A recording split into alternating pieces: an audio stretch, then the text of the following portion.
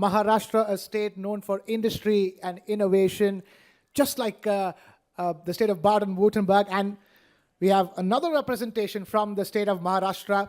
I'm going to invite some of these gentlemen to take the stage and also invite my colleague to take over this next session as well. It's called Maharashtra, where innovation meets expertise and enterprise. We have Dr. P. Anbalagan, the Industry Secretary of the state of Maharashtra. Huge round of applause for Dr. P. Anbalagan. Vanakkam, sir. Please take the stage. And we also have Mr. P. Velrasu, CEO of MIDC, requesting Mr. Velrasu to take the stage. Vanakkam, sir. Please take the stage. And we also have Mr. Upendra Kushwaha as part of the session as well. Please, huge round of applause for Mr. Upendra Kushwaha as well. Please take the stage.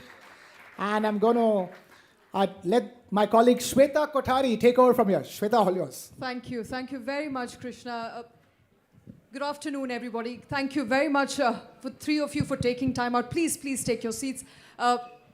We've heard a lot about Maharashtra in the last couple of hours. We heard how Maharashtra is the hub of industries, of startups, of the revolution that India has seen by the way of economic development. Also, it's the home of Mumbai, which is the financial capital of India. And do you know how rich Mumbai is? Well, it's the 12th richest city in the world, but the richest people in Mumbai have wealth over $1 trillion. Now, the volume of that money is, when you compare it to the Indian and German economy, which is about $4 to $4.5 trillion. So that's how rich Mumbai is. And what is making it rich? Let's talk about that. Dr. P. Anbalagan, what exactly is making Maharashtra stand out? Why is it a financial powerhouse? Why are people so rich there as compared to the rest of the country? Thank you for the opportunity. So I think we have heard of a minister, also our Honorable Chief Minister. Like if we had been us like a country, we would be like 19th largest economy on a PPP terms. This is what we want to say. And secondly, unaudited numbers are like 570-80 billion is about the size of the economy. The state is going to be the first $1 trillion economy, sub-national economy for the country. This is one thing. As a legacy, Maharashtra was like home to the entrepreneurs. As a legacy, the Maharashtra advocated always the ease of doing business, and we make the investors, entrepreneurs very, very comfortable even in a foreign soil. So that is what the I would say universal selling point for the Maharashtra in the front. And Maharashtra also changes with the time. With we have 25 sectors which you look at, like we look at Stuttgart. Still we dominate all the legacy sectors, but while we are also looking at all the sunrise sectors, like we have signed close to probably around 8 billion USD for like a semiconductor chip, and also close to be 12.8, almost close to be for a display fab. And very dominant player for the country is defense aerospace. We contribute close to around 1/3 of weaponry for the country, and almost I would say 1/5 for the aerospace thing. So all the sectors, you need solar vapors, ingots. You look at all the sunrise sectors, the state is dominating. So we are changing with the time. All right, changing with time. I think that's the message there.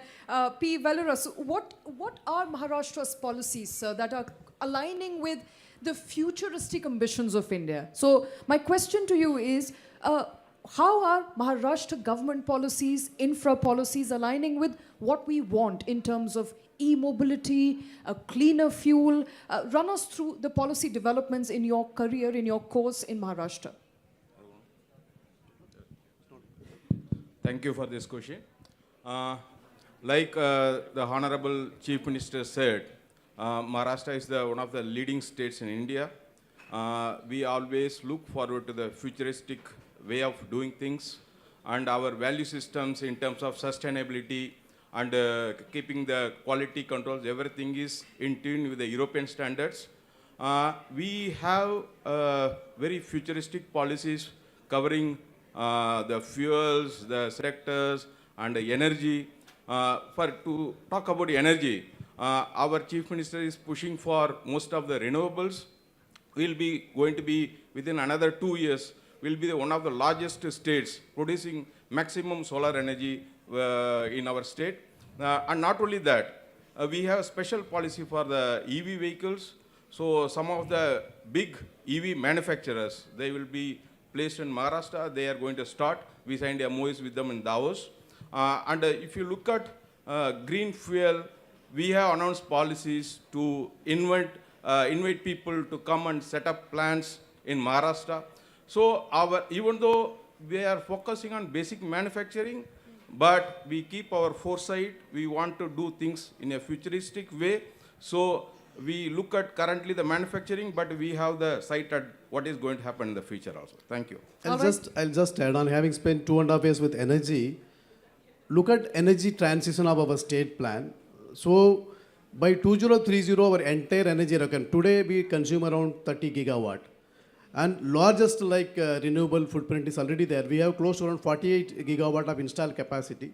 By 2030, 52% of our actual consumption will come from renewables. Okay. And the state will be the capital of pump storage projects, and we signed for 80 gigawatt. State can be the, I would say, the final point for the grid stability of the entire nation, and also it can be for a global grid. So that is where the state is looking at. All right, that deserves a huge, in fact, round of applause.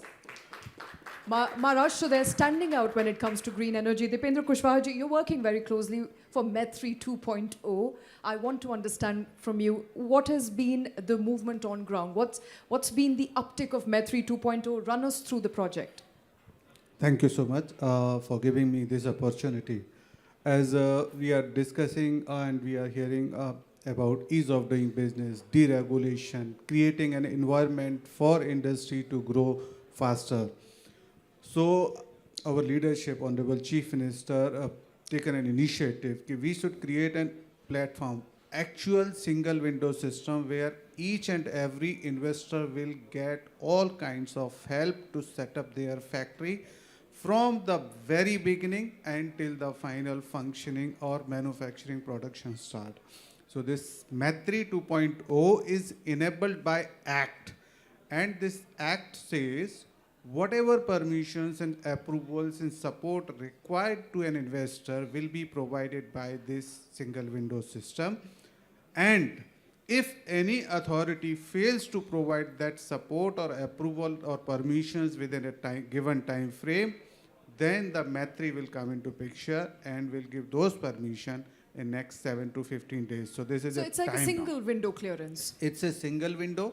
It's a fully online. It's fully integrated, providing 120 plus services as on today with advanced features of AI and everything. And what's the uptake?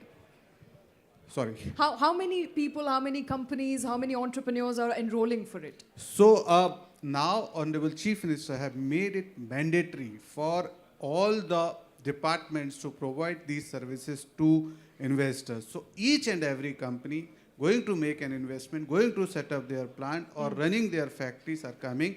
So more than 44,000 applications have reached in few months' time, 3-4 months' time. That's brilliant. And we are seeing a long jump in these number of applications. All right. And our disposal rate is 99.9% so far. Okay. Thank you. That's a brilliant rate. Before I let you go, now we've heard all good things about Maharashtra. Anybody who's been to Mumbai or Maharashtra, I think I'm going to keep it closer to my mouth. Anybody who's been to Mumbai or Maharashtra often has a grouse, and that is, the state of infrastructure, the roads, the congestion. So I have to ask you, all of you for that matter, what exactly are you doing? And I'm very short on time, so maybe 1 minute each. What are you doing to ensure that the infrastructure is resilient, given that every time during monsoons, problems are same, they're not changing? I think I'll take this because I worked with the local self-government in Mumbai Corporation. So Mumbai, it houses about 15 million population. So there is a huge pressure to maintain upkeep the infrastructure. But if you see, in the last 5 years, we have been upgrading the road infrastructure in a big way. If you happen to visit Mumbai recently, you would see the coastal road, where there won't be any difference between Dubai or the big cities and Mumbai. And that is only the tip of the iceberg, because what we are going to do is, we are going to encircle the full Mumbai with a coastal road. Okay. It is going to go all the way to the north, till Virar. On the eastern side also there is going to be the freeway, and you know the Setu which is connecting to the Navi Mumbai. So these all infrastructure projects will roll out within 5 years.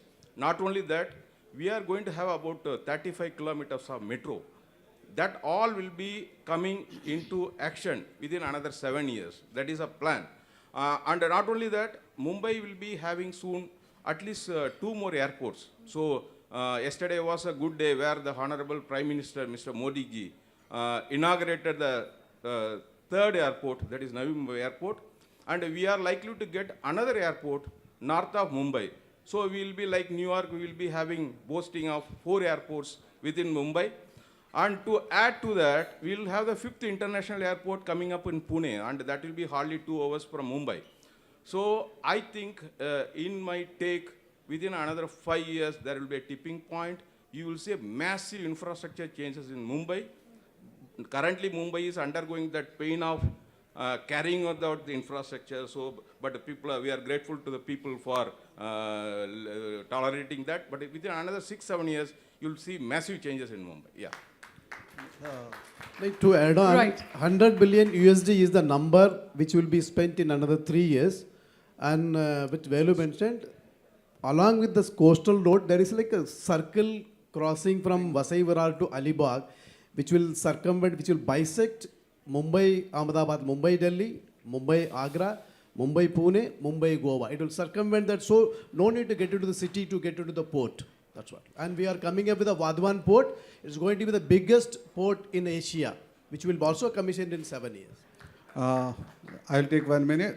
As we have discussed about the port, airports, roads, metro, road, rail connectivity, everything we are working more than 100 billion. Yesterday only our Honorable Chief Minister, he is known as the infrastructure man, said Mumbai in 59 minutes. So from anywhere to any point of Mumbai to another point, you should reach in Mumbai, and he said that we are going to achieve by 2028. Thank All you. right, that's the It's all timeline. one Mumbai. You know, okay. You know, there has to be a question on the equitable infra development as well. There are places in Maharashtra, including Vidarbha, Marathwada, that do not have enough industrial nodes or hubs. What is the government doing about I will it? just take this question.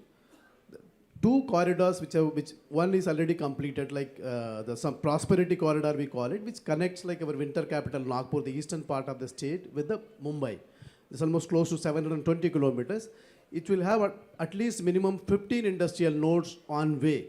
It caters almost 17 districts which were like interland. This is one thing which we are doing. Secondly, the similar highway, prosperity corridor, like on like access controlled highways connecting Nagpur to Goa, Panjim.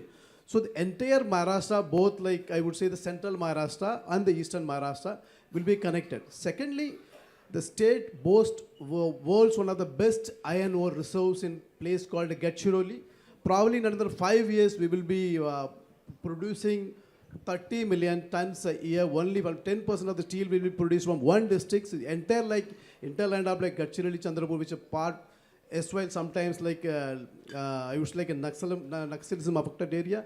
So absolutely there is also a way in connecting with 4 lane with all the district quarters with the divisional headquarters like the big towns.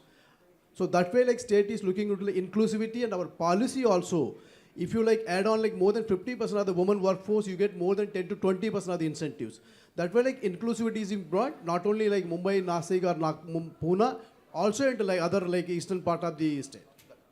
All right, I think with that we've come to the end of this fireside chat. Mr. Dr. Anbalagan, P. Valurasu and Dipendra Singh Kushwaha, thank you very much, Thank you so much. Thank you. gentlemen, for joining us. Gentlemen, this gentlemen, afternoon. gentlemen, please stay on stage. Please stay on stage. As always, requesting all future speakers as well to please take a minute after you're done with your sessions. Requesting the presentation of shawl. I'm going to request Shri Varundas ji again to please take the stage to present the shawls. And requesting 4FP Stuttgart as well.